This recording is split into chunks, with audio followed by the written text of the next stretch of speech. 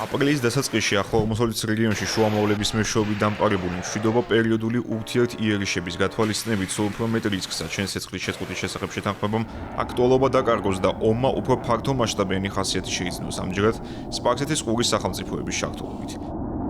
კუვეითის სახელმწიფო მედიის ცნობით ირანმა დრონებით და რაკეტებით შეუტია ქვეყნის დედაქალაქის საერთაშორისო აეროპორტს, რასაც ზიანი მოჰყვა. არიან დაშავებულები, შეჩერდა ავიამიმოსვლა. პარალელურად ირანის შეიარაღებულმა ძალებმა გაავრცელეს ვიდეო, სადაც მათი ცნობით 2-3 ივნისის ღამით ამერიკული იერიშების საპასუხოდ გახსნეს ცეცხლი და გაუშვეს რაკეტები და უპილოტოსაფრენი აპარატები მოწინააღმდეგის პოზიციებზე, როგორც კუვეითში, ისე ბაჰრეინში.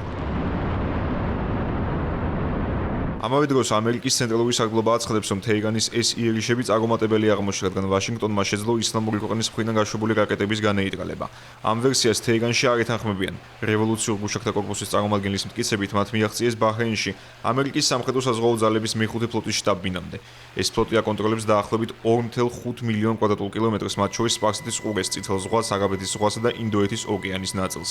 მას განსაკუთრებული როლი აკისრია ისეთ სტრატეგიულ წერტილებში, როგორებიცაა ჰორმუზისა და ბაბ-ელ-მანდების სრუტეები. ამ სატრანსპორტო დერეფნებში თავისუფალი ნაოსნობა იქცა ერთ-ერთ საკვანძო სადავო საკითხად ვაშინგტონსა და თეირანს შორის.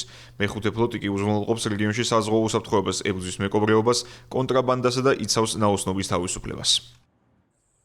ცენტრალურმა სარდლობამ ასევე გაავრცელა ვიდეო მასალა, რომლის თანახმადაც სამხედროებმა დაარტყეს ნავთობ ტანკერს, რომელიც ირანული პორტებისთვის დაწესებული ბლოკადის დარღვევას ცდილობდა.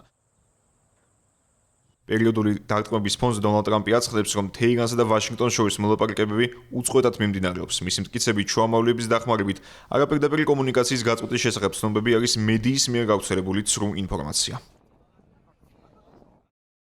ფეიქ ცნობები იმის თაობაზე, რომ ირანის ისლამურმა რესპუბლიკამ და ამერიკის შეერთებულმა შტატებმა რამდენიმე დღის წინ გაწყვიტეს კავშირები არის ცრუ და მცდარი.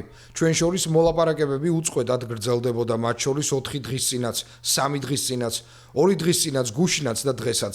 ზუსტად არასდროს იცი სადამდე მიგვიყვანს, მაგრამ როგორც ირანს ვუთხარე, ასეა თუ ისე დროა შეთანხმება გააფორმოთ. ამას 47 წლის განმავლობაში აკეთებდით და ასე გაგრძელება აღარ შეიძლება.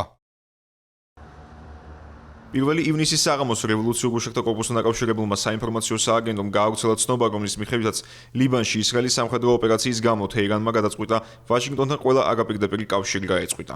მხარეებს შორის მთავარი შუამავალი პაკისტანი იყო, რომელმაც აპრილის დასაწყისში დონალდ ტრამპი გადაარწმუნა, მიეტანა მასირებული დარტყმები ირანზე მისი მუხარის შემდეგ, რომ შეთანხმებაზე უარის თქმის შემთხვევაში მთელ ცივილიზაციას გაანადგურებდა.